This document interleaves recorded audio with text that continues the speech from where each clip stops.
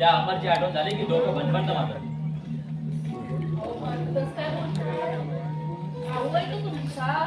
अश्विनी, जखमीवर उगाच विचारू नकोस. आधीच कालच्या प्रकारांना मन बेचैन झालंय माझं. आता काय झालं आणखी? या अमरनं आमच्या समंजसपणाच्या सर्व सीमा तोडण्याचा प्रयत्न केलाय.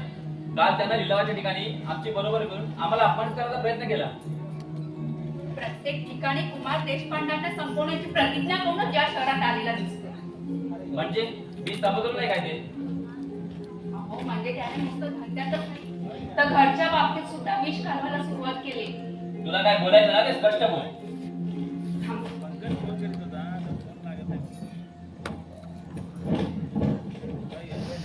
अहो, अमिता अभिसवर प्रेम करते पण पप्पांना सांगितली तिची तयारी नाहीये.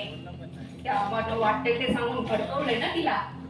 आणि आणि आता ती घर सोडून चालली. मग हे सगळं तू आतापर्यंत का नाही सांगितलंस? उगीच कोणी म्हणायला नको. काल आली आणि घरात भांडणं लावून दिली. जगाचं काय जातंय मनाला? दाणे टाकून कोंबड्यात जुनारं जग आहे. ते कधी खऱ्याच्या बाजूने बोलत नसतं आणि खोट्याची साथ सोडत नसतं. तू थांब जरा, मी विचारतो तुला. मी जाते बाई. एवढाच तिला माझा संशय नको. थांब म्हटलं ना, थांब. अमिता, ए अमिता, अमिता. काय झालं ओरडायला? काय झालंय? आता नुसतं ओरडतोय आणि जर वाकडं वागलीस तर? काय केलं मी? स्पष्ट बोल काय ते. बाई बाई बाई, काय हटवीटपणा. तू मध्ये बोलू नकोस. तुझा काहीच संबंध नाही. अमिता, ओढू नकोस. जसा पाटेल. तुला त्यांना माझ्या प्रश्नाची उत्तर दे. तुझ्या प्रश्नाची उत्तरं द्यायला मी तुझी काही मागणी नाही आणि उलट तूच माझ्या प्रश्नाची उत्तरं दे. भावाचं नातं इतक्या लवकर दिसतं. भावानं सुद्धा भावासारखं बघायला लागतं. त्या अमित बरोबर केव्हापासून प्रेम काय करतेस? Mister Ajay, none of the business. Amita, तुझं डोकं ठिकाणावर आहे का? हो मिसेस देशपांडे, आम्हाला म्हणून तू वाटेल ते करशील? वाटेल ते नाही. आमचं प्रेम एकमेकांवर. लाज नाही वाटत असं बोलायला? लाज तर वाटावी. तुला लाज वाटली का हिच्या बरोबर लग्न करताना? आमचं प्रेम ना शुद्ध होतं. म्हणे प्रेम.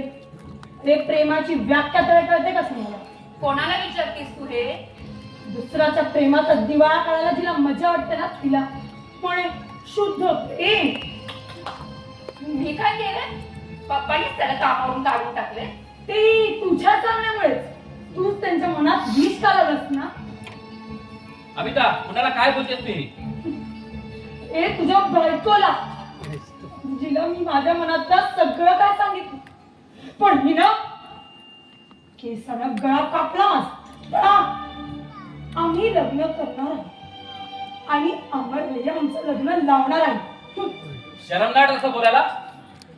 शरम का वाटावी? तो भाऊ आहे माझा. हो, मान्य नका होईना पण नातं आहे आमचं. तुला माझ्या सुखाची काळजी आहे का? नाही तर मी त्याला सांगितलं तर कुठे काय बिघडलं? अमिता, तू आता तू मध्ये बोलू नकोस. आधी तेल ओतून मोकळी झालीस आणि आता वर सारवसारच करतेस.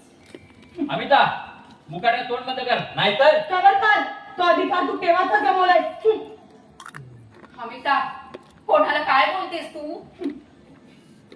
बायकोच्या म्हणण्याला नंदी बैलासारखं मान हलवणारा या शुंभाला बोलतेय मी.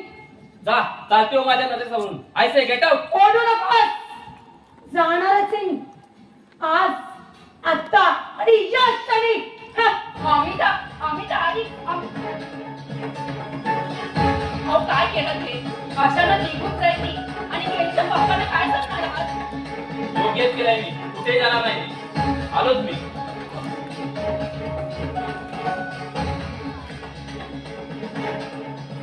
आता अजून काय होणार आहे कुणास ठाऊक. आशू, अरे आशू.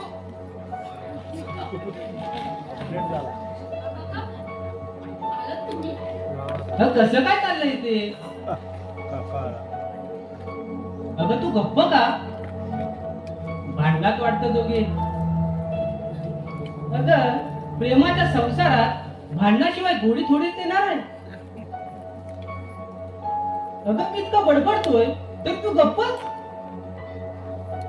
काय बोलू काका? आजपर्यंत नंदनवन होत, आज वाळवंट झालं या घराचं. अगं पण असं झाले तरी काय? पप्पाने आरोप करून अमितला कामावरून काढून टाकलं आणि आता अमिता त्याच्यासाठी घर सोडून चालली. अगं पण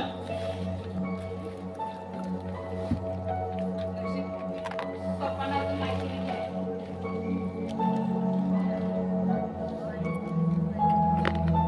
अमिता, साहेबांना माहितीये का हे? नाही. देवाची करणी म्हणतात तीही अशी. म्हणजे तुम्हाला नक्की काय म्हणायचं? अशू, मी साहेबांच्या बरोबरीने ह्या घरात वाढलो, पण असा प्रसंग मी कधीच पाहिला नाही. हे सगळं ना त्या अमरमुळे होतंय. पुरी, ग्रह देशाचा फेरा चुकत नाही कधी कुणाला. तो सतत फिरत असतो आपल्या भोवती पृथ्वीप्रमाणे. तसेच एक वेळ चंद्र सूर्याला लागणाऱ्या ग्रहणासारखा तो आपल्या नशिबाच्या मार्गात अडवायचा कुणाच्या तरी रूपाने आणि ग्रासून टाकतो आपलं जीवन आणि ग्रासून टाकतो आपलं जीवन आणि ग्रासून टाकतो आपलं जीवन.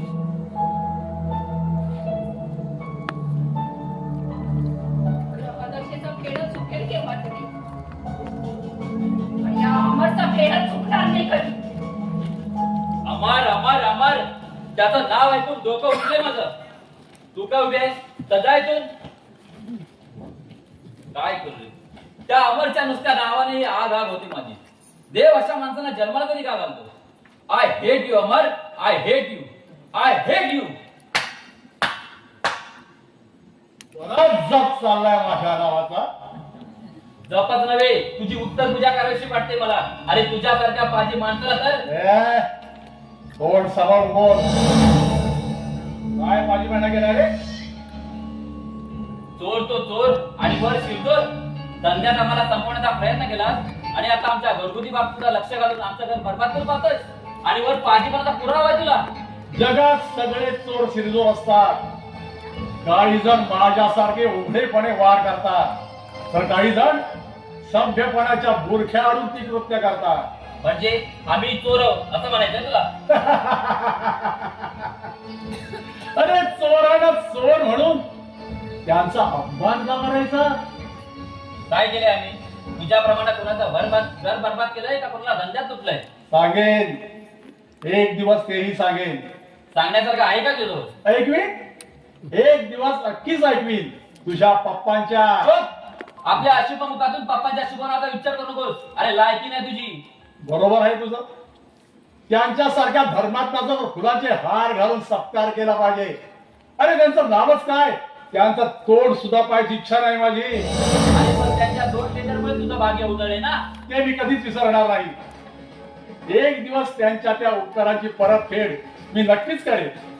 कुणाच्या दयेवर जगण्या इतके लाचार नाही आम्ही. अरे पण दुसऱ्याला लाचार करण्या इतके निर्लज्ज आहात तुम्ही. दुसरं काय करणार? जे जीवनात असत्याच्या मार्गावर चालले ते आणखी काय करणार? पप्पाने असं काय केलं तुझं? सांगितलं ना, वेळ आल्यावर सांगेन. मग आता का आलाय? अमिताला न्यायला. आणि ती येणार नसेल तर? हे मला तिच्या तोंडून ऐकायचंय. मी तुझा भाऊ म्हणून सांगतोय. खरंच यार, तुझी कीव कराशी वाटते. अरे मीही तिचा भाऊच आहे. एवढी खमेंडी असेल तर बोलावाने विचार तिला. हो, कळेल तुला. ती कोणाचा शब्द पाळते दिसेल. अमिता, हे अमिता. हा भैया, आलास तू? हो, चल आपण निघूया. हो, चल मी तयार. अमिता, एका परक्या माणसाच्या सांगण्यावरून प्रतिष्ठेला कलंक लावू नकोस. अमिता, एका बाजूला समाज आणि तुझ्या घराण्याची प्रतिष्ठा आणि दुसरीकडे तुझं पवित्र प्रेम. ज्या प्रेमासाठी अमितने तुझ्या वडिलांनी केलेले खोटे आरोप सहन केले, आता तुझी पाळी. हो भैया, मी तयार. चल. अमिता, माझा ऐक. मला मुकाट्याने जाऊ दे. जबरदस्तीने तू तिला अडवू शकणार नाहीस. Shut your mouth and get lost. हो, मी जाणारच आहे, पण एकटा नाही हं. अमर, तू आजपर्यंत सर्वच बाबतीत आम्हाला त्रास देण्याचा प्रयत्न केला, तरी मी तुला एका शब्दाने बोललो नाही. पण आज माझ्या बहिणीला आपल्या हातातला खेळणं असलेल्या एका बेकार तरुणाच्या बेकार प्रेमाची ग्वाही देऊन तुझ्या घरातून बाहेर काढू पाहतोय का? कशासाठी? काय बिघडलं तुझा आम्ही? काय संबंध आहे तुझा आणि आमचा? बोल, काय असे आघात करतात तू आमच्यावर? काय बिघडवलंय तुम्ही माझं? काय संबंध तुमचा आणि माझा? काय गुन्हा आहे तुमचा? मग का स्पर्धा करतो मी तुमच्याशी? का असे आघात करतो मी तुमच्यावर? हे मला विचारण्यापेक्षा आपल्या बापाला जाऊन विचार, आणि त्याच्याजवळ या प्रश्नाची उत्तरे नसतील तर स्वतःच्या मुलाला विचार. अमिता, हो भैया चल. अमिता, अमिता, अमिता, माझा आई, काय केलंस तू? अमिता, काय केलंस तू?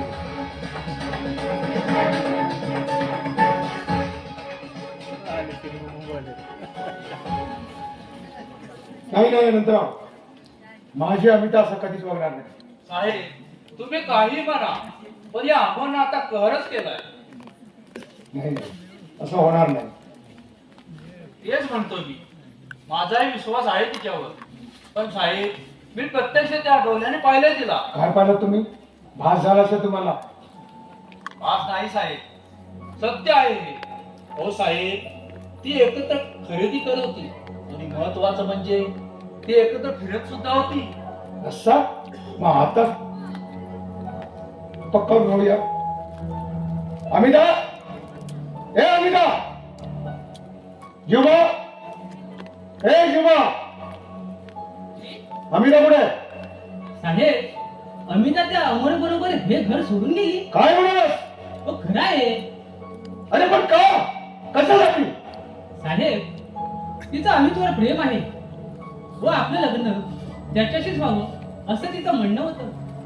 एवढ्यावरून अजित सोबत तिचं भांडण झालं. त्यानं रागाने तिला या घरातून जायला सांगितलं आणि तिने जाण्याचा निर्णय घेतला मला न विचारता. अरे तिथं साहेबांचा तरी विचार करायचा होता तिला. कधी घडले? भाऊबीजीच्या दुसऱ्या दिवशी, शिवाय त्या दिवशी अमर बरोबर तुम्ही जे वागलात त्याचाही राग आलाय तिला. आता खात्री पटली ना साहेब तुमची? अमर, काय छानतोय तू आम्हाला? धंद्यात माझा प्रतिस्पर्धी झाला आणि माझ्या घराची फूट पाडण्याचा प्रयत्न केला. पण का? कशासाठी? तसंच काहीतरी कारण असणार. नाही अनंतराव, मला आता या अमरची भीती वाटायला लागली. भीती? भीती कसली साहेब? हा अमर आता सगळ्या बाबतीत आमचा पराभव करत आलाय. कदाचित आता हातात मिळणाऱ्या त्या सरकारी टेंडर मध्ये सुद्धा पराभव नाही करणार. कशावरून?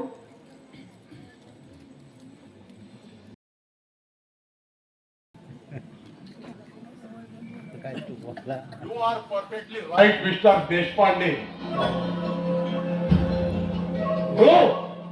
तू काय सांगितलं? ही ऑर्डर सुद्धा मलाच मिळणार आणि त्यानंतर तुमचं सगळं साम्राज्य धुळीला मिळणार. तेव्हा या ऑर्डर साठी टेंडर भरण्याचा प्रयत्नही करू नका हे सांगायला हवं. मी काय करावं आणि काय नाही हे मला चांगलंच कळते. पण तुला एक सल्ला देतो, 2 वर्षात झालेल्या प्रगतीने जास्त हुरळून जाऊ नकोस. आय नो मिस्टर देशपांडे, हा सगळा नशिबाचा खेळ आहे. नशीब जरी माणसाच्या कपाळावर लिहिलेलं असलं तरी ते बदलण्याची ताकद माणसाच्या हातात असते. पण एक दिवस या नशिबाने जेव्हा गोत्यात असेल ना, त्यावेळी तुझ्याजवळ पैसा, प्रतिष्ठा आणि माणसा तू मात्र एकटा राहशील. अगदी एकटा. मिस्टर देशपांडे, मी ते तुमच्याशी बिझनेसची पैस खेळायला आलो आणि ती तशी खेळलो सुद्धा. आता खेळलेली पैस नशिबाच्या भीतीने अर्धवट सोडून जाणं मला जमणार नाही. अरे अमर, नशिबामुळे तुझा कथा उलटून पांडवांना सुद्धा वनवास भोगावा लागला. तिथे तुझं काय पाड? चालेल, तिथे कोण लेखाचा पैसा कमवायला आलाय? मी इथं आलो तो फक्त माझ्या आईचा आशीर्वाद घेऊन आणि जाईन तो सुद्धा त्या आशीर्वादाची शिदोरी घेऊनच.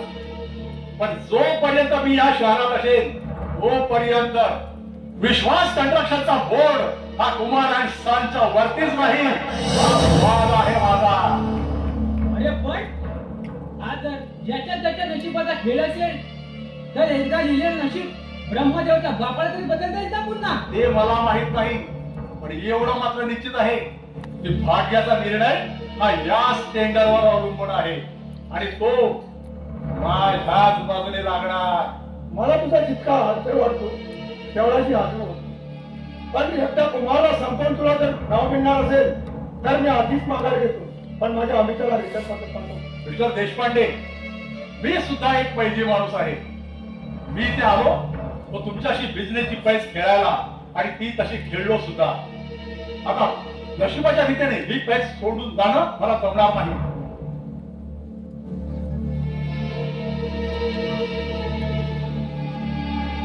कुमार साहेब, कुमार साहेब, तुम्ही काय बोलला? तुम्ही आता काय म्हणाला? बोला पुढला. बोला, तुम्ही आता काय बोलला ते पुन्हा बोला. हे जिवंत असताना तुम्ही जरा मिळाला का? जिवंत असताना लग्न होऊ शकत नाही?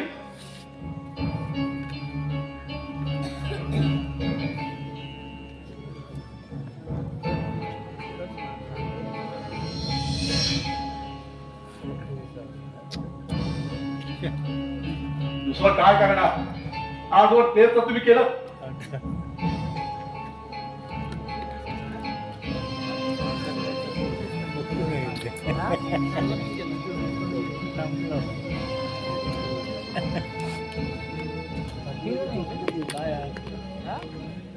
या सगळ्या प्रश्नांची उत्तरे तुम्हाला मी योग्य वेळ देईल.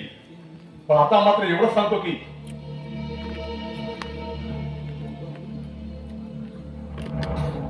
इतकंच सांगतो की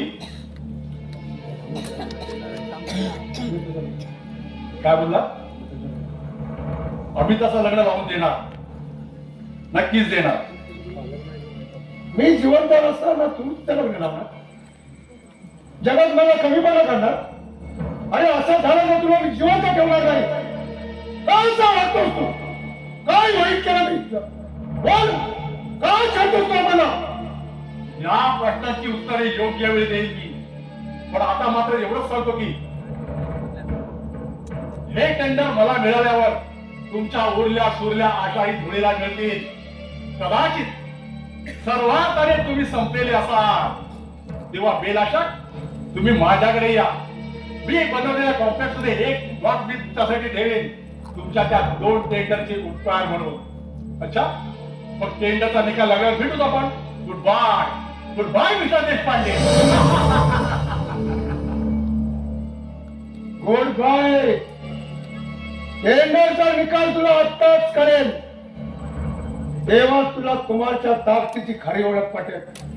बस ठरलं.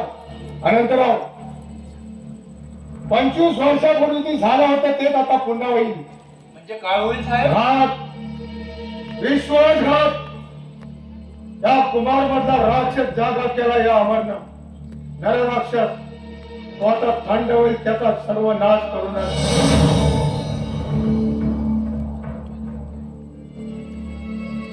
काय होणार आहे ते त्या देवालाच ठाव.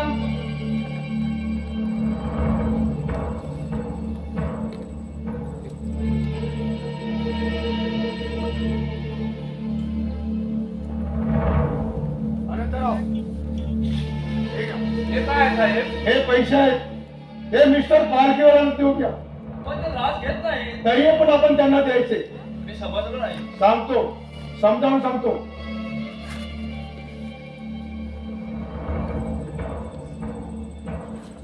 मग ताबडतोब निघा. पुढचं आलंय माझ्या लक्षात. मग ताबडतोब निघा आणि तिथून महाबळेश्वरला जावा.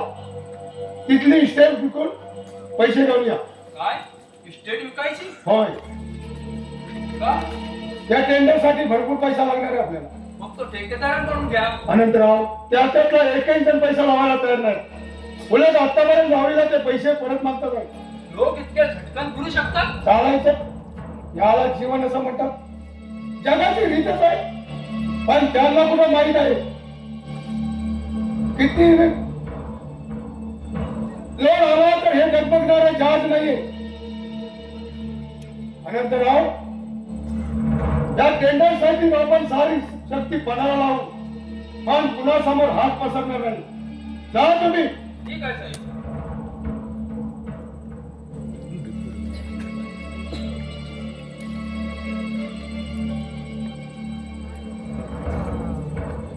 देवा, अरे काय तुझा हा खेळ? कधी माणसाला सुखाच्या तराजूर तोलतोस, तर कधी त्याला दुःखाच्या खोलदरीत ढकलून त्याची मजा बघतोस. अरे किती काढले तरी मेलेले मूर्ती पुन्हा बाहेर येतातच. तसंच माणसाचं पाप कोणत्या ना कोणत्या रूपात त्याच्या समोर येऊन उभं राहतं. म्हणतात ना, जशी करणी तशी भरणी.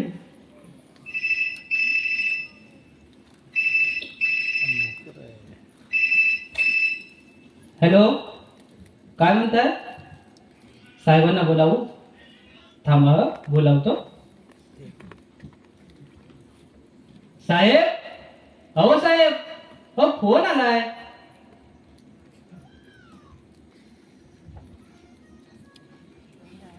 हॅलो, कुमार बोलतोय. कोण? पालकी बाबा, बोला साहेब. काय सेवा करू आपली? काय म्हणाला? Oh my God, many many thanks sir. Don't worry sir. विश्वासानं काम करणं हे तर आमच्या कंपनीचं बिनच वाक्य आहे. Yes sir, I should be start my words. See you. Good night. Oh God, I am so happy. साहेब, अहो काय झालंय? मला तरी सांगा. जीवा, माझ्या जीवनातले सारे क्षण तर तुझ्याबरोबर शेअर करत आलोय. अरे क्षणात स्वप्नांच्या मालात, क्षणात सत्यात वावरणारा मी. जमिनीवर आहे की उंच आकाशात माझे मलाच कळत नाही. जा जीवा जा, आज मस्त भेद कर जेवणाचा. बर कितीतरी दिवसाने आज समाधानाने जेवणार आहे मी. जी. जा.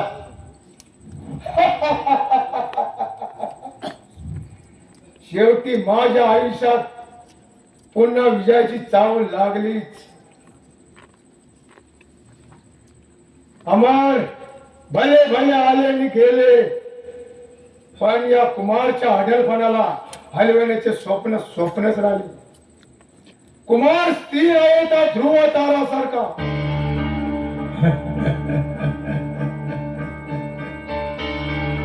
कुमार, ओळखलंस मला? नाही अरे मी तुझा भाव नाही सावलीच्या रूपानं तुझ्या मागून फिरतो. नाही आता थोड्याच काळात तुझं साम्राज्य संपणार आणि तुझ्या सावलीचा अंधकारात तुझ्या सर्व सुखांचा अंत होणार. नाही कारण केलीस किती पापे तू जीवनात या आपल्या, भोग आता आपल्या कर्माची फळं उरलेल्या आयुष्याचा. नाही नाही नाही नाही नाही.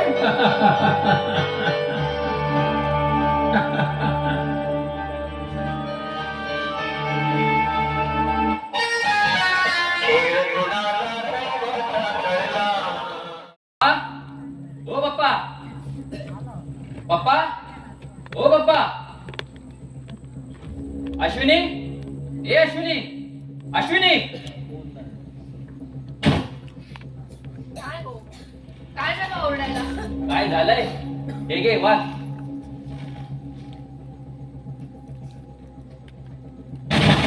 कळलं काय झालं ते? मला वाटतं या अमरचा डोका फिरलाय. मला तर बाई भीतीच वाटते आता.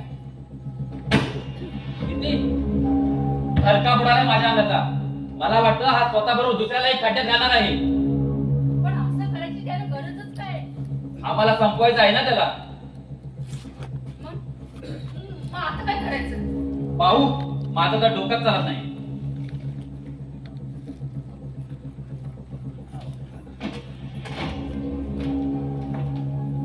अजय, पप्पा, आजचा पेपर वाचला तुम्ही? होय वाचला.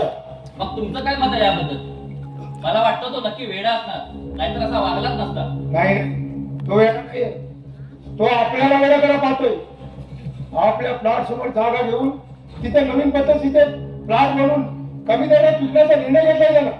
अहो पण यात त्याचंच नुकसान आहे ना. हो आहे ना, त्याबरोबर आपलंही नुकसान आहे.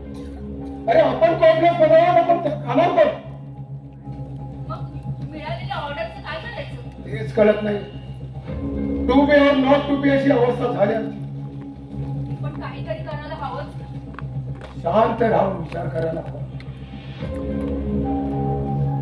अश्विनी, तू जरा आज दाखव.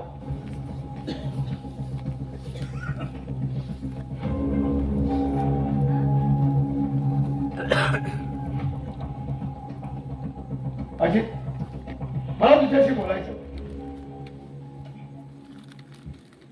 या टेंडरवर मी माझं सर्वस्व पणाला लावलं. हा बंगला, ही इस्टेट, बँक बॅलन्स, सारं काही 25 वर्षाचा इमेज मला, प्रतिष्ठा मला कायम ठेवायचे. त्यासाठी वेळ पडला, त्यासाठी एक बंगला बाहेर काढावा लागणार. हा बंगला सोडावा लागेल. होय ना? होय. या बंगल्यासाठी जे ठेकेदारीने पैसे दिले त्याला बंगला द्यावा लागणार. उलट बाकीच्या कर्जाची व्यवस्था करावी लागणार आहे. पप्पा, मी तुमचं सगळं बोलणं ऐकलंय. आता तुम्ही माझं काही ऐकणार असाल तर मी तुम्हाला काही सांगणार आहे. बोल बेटी, काही ऐकायची तयारी माझी. पप्पा, मी सून म्हणून या घरात आले आणि तुमची मुलगी होऊन राहील. आजपर्यंत मी काही मागितलं नाही, पण आज एक गोष्ट मागणार आहे. द्याल मला? अश्विनी, हे बदलत काय सुचत तुला आज? हा म्हणजे बोल बेटी, काय हवं तुला? मी सांगेन ते ऐकायचं वचन हवंय मला.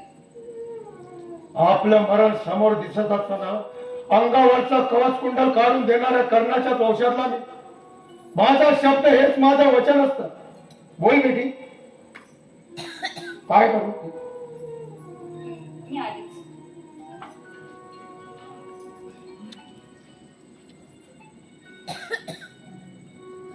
आता ही कोणत्या संकटात टाकणार आहे आपल्याला? काहीच ठाऊक नाही, आल्यावरती कळेलच काय ते.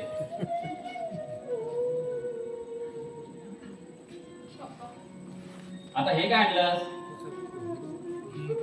ही आपली पासबुक आणि माझे दागिने. हे कशाला आणलास? आणि हे घेऊन मी काय करू? हे सारं तुमचंच आहे पप्पा. हो, हे पैसे तुम्ही आम्हाला दिले आमच्या गरजा पूर्ण करण्यासाठी. आज तुम्हाला याची गरज असताना आम्ही जर या पैशावर मौज करत राहिलो तर जग हसेल आम्हाला. आणि दागिन्याची पेट, ही जरी कन्यादानाच्या वेळी माझ्या वडिलांनी मला दिली असली तरी मला तिचा मोह नाही. पप्पा, सोन्याचा दिला हा दागिना माझा खरा दागिना नाही. तर हे घर, यातली शांती, येणारी सुख दुःख आणि त्यासाठी असणारं माझं कर्तव्य हाच खरा माझा दागिना. म्हणून हे सगळं मी आज तुमच्या स्वाधीन करते पप्पा.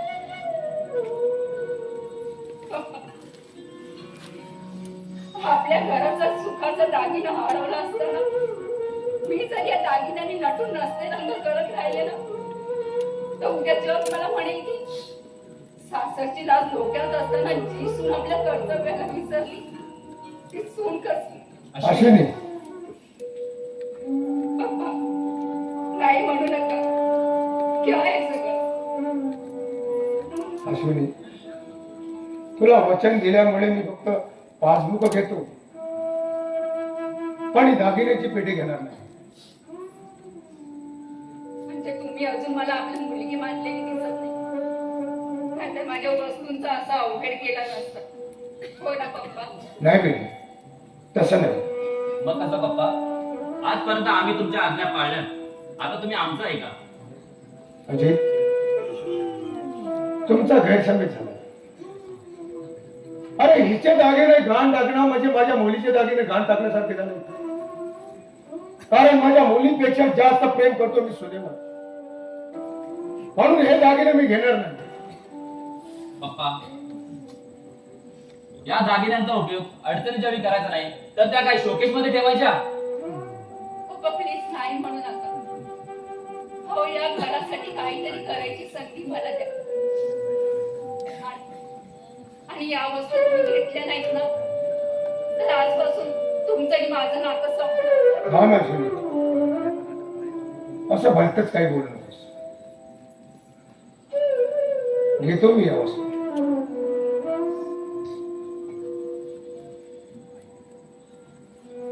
आज देशपांड्यांचा अभिमान संपला.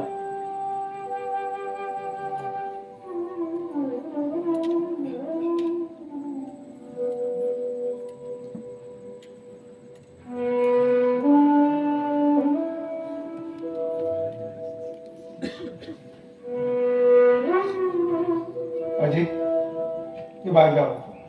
थांबा बाप्पा, मी येतो बरोबर.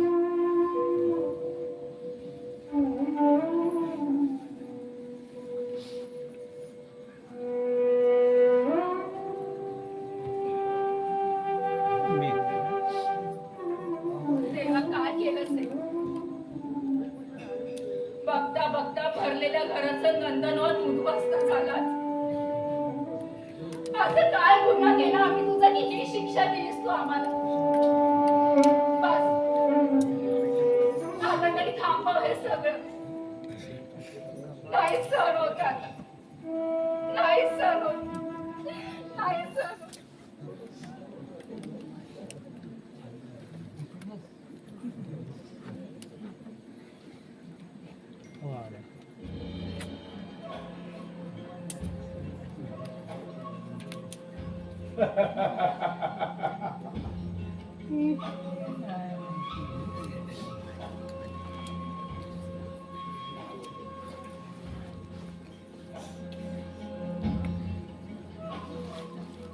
शांतता, सगळी शांतता. भयान शांतता.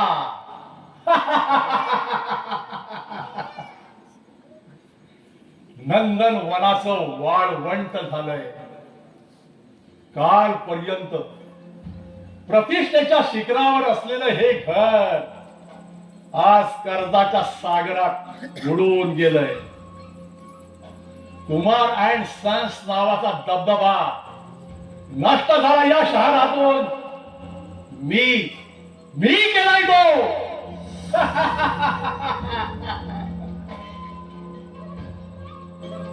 अजून करणार आहे. अजून करणार आहे. या जगातून हद्द पार करणार आहे तुम्हाला. अगदी कायमच.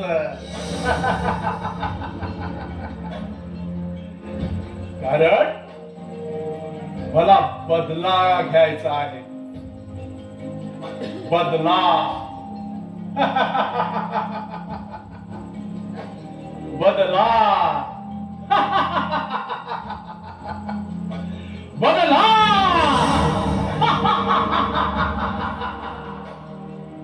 काय झालं ओरडायला? का आलेस तू इथे? का येऊ नये मी? येण्यासारखं काय बाकी ठेवलंयस? आमच्या परिस्थितीची हेटाळणी करायला आलायस? छे छे छे छे छे छे. इतक्या हलक्या प्रवृत्तीचं नाही मी. उपकार करताना रस्ता तळायला नेणाऱ्याने स्वतःच्या प्रवृत्तीचे गोडवे पाहून कधी अगं तो तर माझ्या नशिबाचा भाग आहे. पण रस्ता तळाला गेल्यावर सुद्धा बोलण्याचा ताकदपणा कायम आहे अजून. सिंह म्हातारा झाला ना तरी तो सिंहच असतो. तरी सुद्धा त्याची भीती इतर जनावरांना नसते. दुसऱ्याच्या परिस्थितीची हेटाळणी करायला किंवा त्याचा फायदा घ्यायला मी काही कुमार देशपांडे नाही. खबरदार पप्पांवर असे आरोप करशील तर. का? का? सत्य पचवता येत नाही. असत्याचा अंगीकार करणाऱ्याने सत्याची भाषा बोलू नये कधी.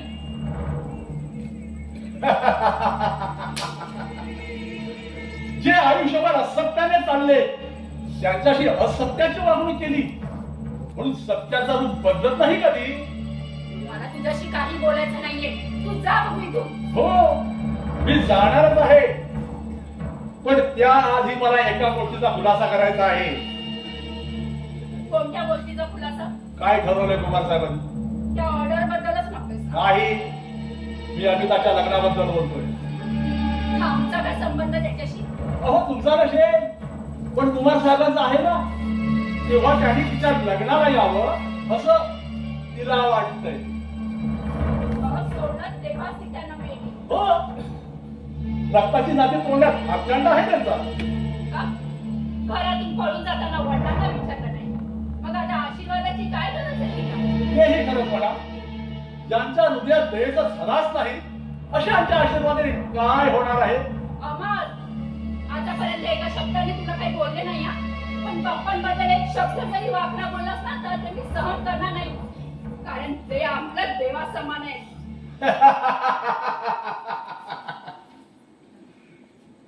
हं? म्हणे देव ज्याच्या अंगात सच्चेपणा नाही तो देव, ज्याच्या हृदयात भूतदया नाही तो देव, ज्याचं हृदय पाषाणापेक्षाही कठोर आहे तो देव. अगं उपकार करण्यावर फिरणाऱ्या त्या कृतज्ञाला माणूसही म्हणू नये कुणी. रूप माणसाचं आणि कर्म सैतानाचं अशा या उलट्या काळजाच्या या तुझ्या देवाला या जगात कायमचा बर्बाद केला नाही ना तर नावाचा अमर नाही मी.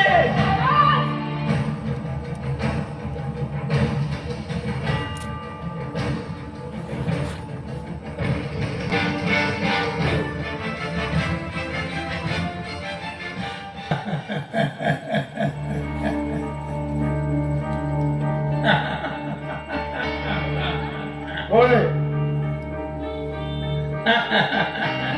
कोण असं ते? कुमार मला विसरला. अरे मी आहे विश्वास. नाही त्याचा तू विश्वासघात केलास. आणि आज मी तुला हसतोय, तुझ्या या दयनीय परिस्थितीला हसतोय. माझ्या परिस्थितीवर असायचा तुला काय अधिकार? अरे नियतीने जाणून दिलाय मला तो अधिकार. कुमार अरे जगाचा नियमच आहे, जसं करावं तसं भरावं. तुम्ही दुसऱ्याला जे देता ते फिरून तुमच्या पदरात येतात आणि त्याचे चटके सगळ्या कुटुंबाला भोगावे लागतात. नाही विश्वास हा कदापि होणार नाही, कदापि होणार नाही. वेडा वेडा रे वेडा, होणार नाही काय? झालंय. आणि हा तुमचा वनवास आता कुणीही थांबवू शकणार नाही. कुणीच नाही, थांब, कुणीच नाही, कुणीच नाही. थांब, थांब, विश्वास विश्वास विश्वास विश्वास. कुठे आहे? कुठे आहे तो? कोण? काय होतंय साहेब? कालपासून तू मोठ्या धनाचं नाव घेऊन काहीतरी सारखं बडबडताय. मला कालपासून काय होते तेच कळत नाही. कालपासून भयंकर स्वप्नात पडतात आहे मला. विश्वास माझ्या स्वप्नात येतोय आणि मला पाहून मोठ्याने हसतोय. साहेब तो काय म्हणाले ते? तो म्हणाला, कुमार मी तुला हसतोय, तुझ्या या परिस्थितीला हसतोय. जी स्थिती तू माझी केली होतीस मी तुझी झाली. शहराला समाचार भेटतो, केलेल्या पापाची कर्म इथेच बघावी लागतात. कर भला सो होगा भला. साहेब दुसऱ्यांच्या मागा मुरगळण्याची नीती असणाऱ्या माणसांना देव सुद्धा माफ करत नाही. शांत व्हाय साहेब, शांत व्हा. जेव्हा त्याच्या एक एक शब्दाने माझ्या अंगावर काटा उभा राहिला आणि माझा पण मला सांगू लागला, कुमार आता पश्चाताप करून काय केलेले फळाची मला भोगावीच लागतात. जेव्हा पण माझं मला पाप भोगावंच लागेल. पण त्याचा छळ माझ्या कुटुंबाला लागता आला जाणार नाही. सारं काही ठीक होईल साहेब. जेव्हा साहेब जेव्हा आता काय येतो उपयोगच्या शब्दांचा? आता काय उरले माझ्या जवळ? सगळं काही संपलंय.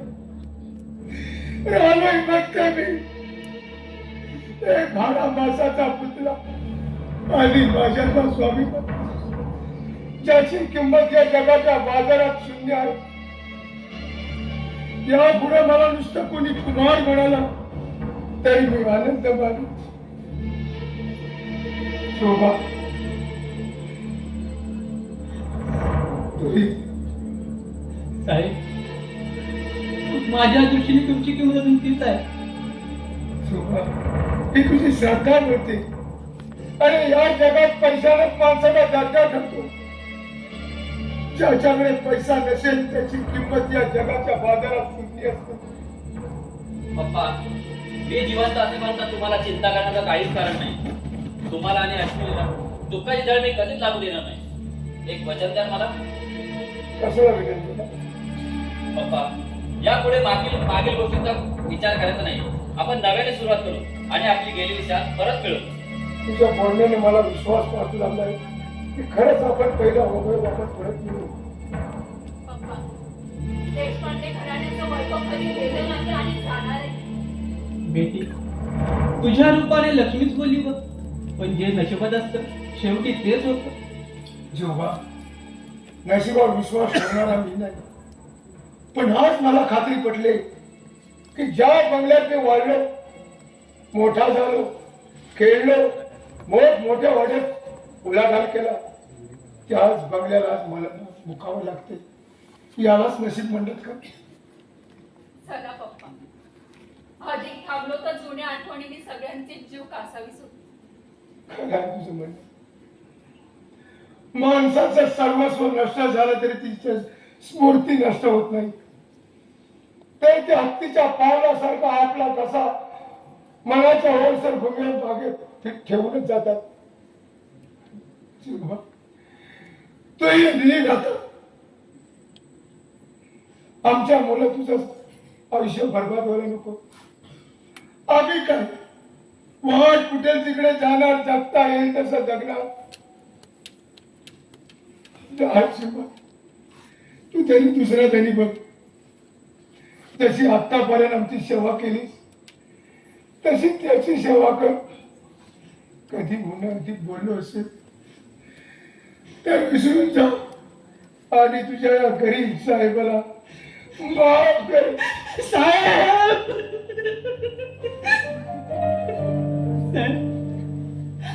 कोणत्या कुटुंबावर मी माझं आयुष्य घालवलं, त्यांच्यावर तुम्हाला लाभ द्यायला सांगता आणि मी असं वागलो तर मला खत्री जागा मिळेल का मला? नाही साहेब, मी जाणार नाही. मरताना मोठं तरी म्हणाल की जीवा मी तुला माझ्या मुलाप्रमाणेच समजतो. तेव्हा मला वचन दे, या कुटुंबाला सोडून तू कधी जाणार नाही. चालेल, पाऊस जाण्यावर टाकलं मंदिराला पण टाकून देतो काय? मग मी एक आडा माझा मानू साहेब. त्या कुटुंबावर मी माया चालू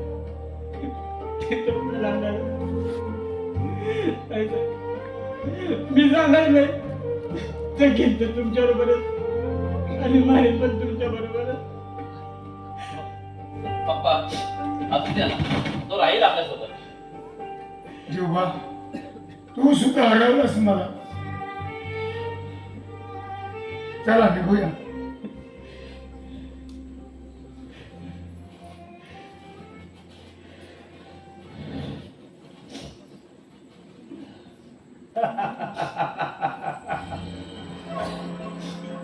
गुड नाईट एव्हरीबडी. तो नवं जीवन तुम्हा सर्वांना सुखाचं आणि समृद्धीचं जावो. आज छळतोस तो आम्हाला. अजून किती पिछा करणार आमचा? पिच्छा आता पिच्छा करण्यासारखं उरलंय काय तुमच्याकडे mister Deshpande? You are finish. You are finish mister Deshpande. अमर जीव काय मी तुझा. दुसरं काय करणार? काय करणार? अजूनपर्यंत तेच तर केलं. कुणाचा पैशासाठी तर कुणाचा प्रतिष्ठेसाठी जीव घेतला. खबरदार, पप्पांवर असे आरोप केलेस तर. एकदा नव्हे 10 वेळा करेन.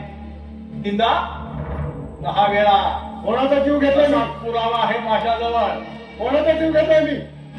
उलट तूच मला माणसातून उठवलास.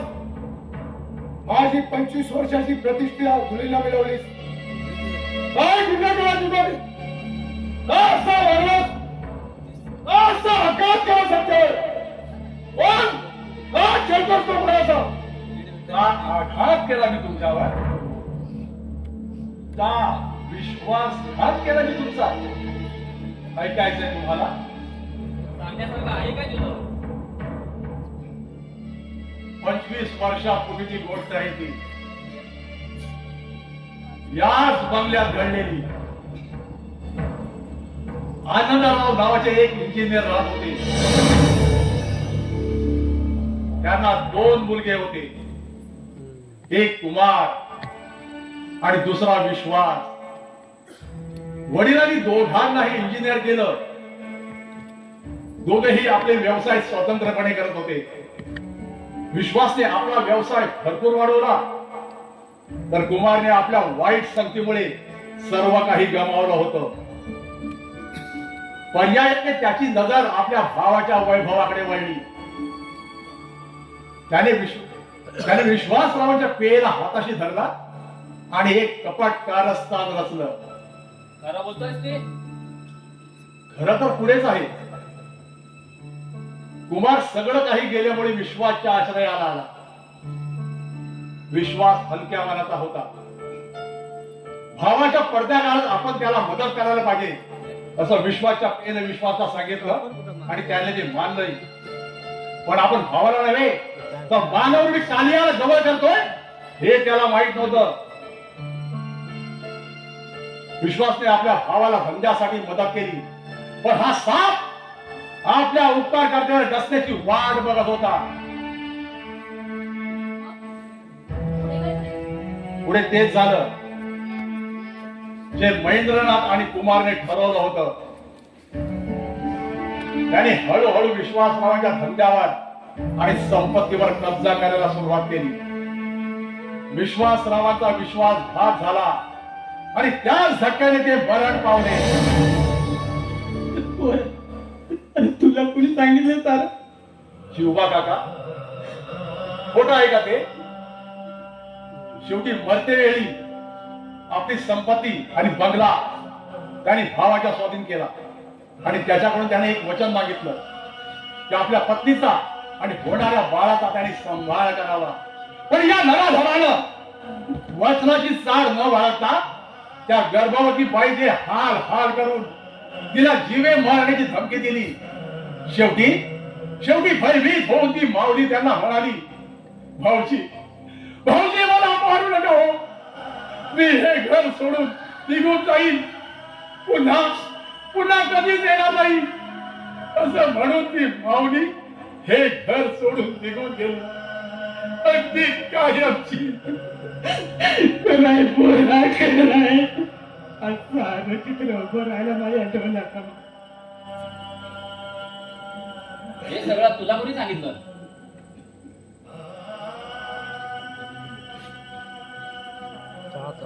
चिन्ह ओळखतोस? हे तर आमच्या घराचं प्रतीक आहे. हे तुला कोणी दिलं? मरते वेळी माझी आई मला देऊन गेले म्हणाली, हे तुझ्या गळ्यात ठेव, म्हणजे तुला आपल्या आई वडिलांवर झालेल्या अत्याचाराची सतत आठवण येत राहील. म्हणजे तू? होय कुमार साहेब, माझी आई म्हणजे तुमची लाचार भावज आहे, जिला तुम्ही निर्दयीपणे या घरातून हाकलून लावली.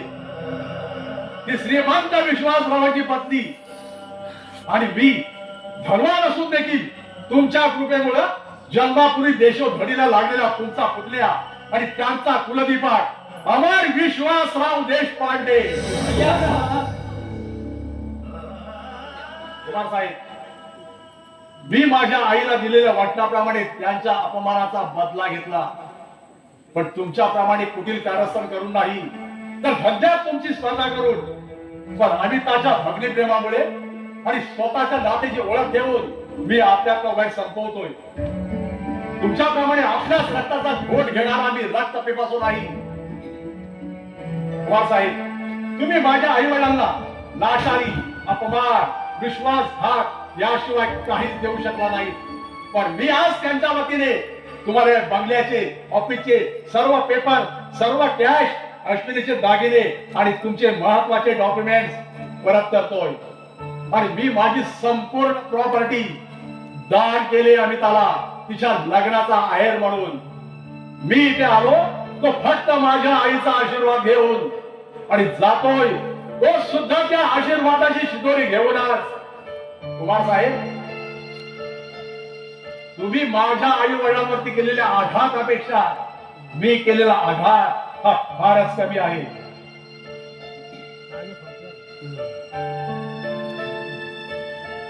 या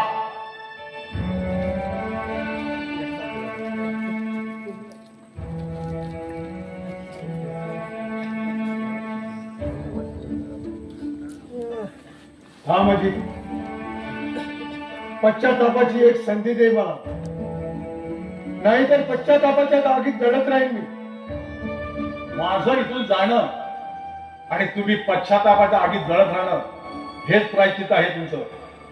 यापुढे तुमच्या मार्गात मी आड येणार नाही.